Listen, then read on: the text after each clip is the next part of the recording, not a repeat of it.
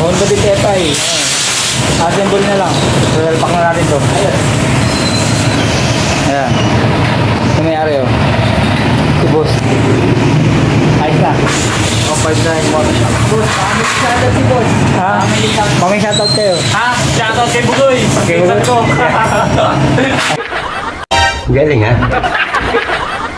Galing ha? Ayos na.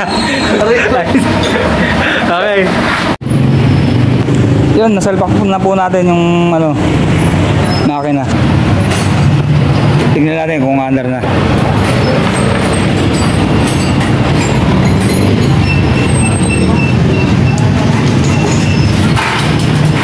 Yun, napa-under na natin.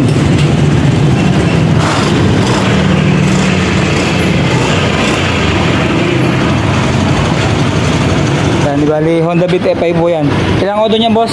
140,000 kay auto. Almost 6 years. Yan. First time overhaul. Yan.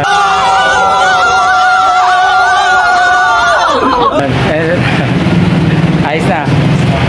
Okay na, salpak na natin yung upuan nito. Tapos, i-delete na lang ni Jane yung ano niya. Nasaksakan na ng diagnostic. Tapos, okay na. Yun, okay.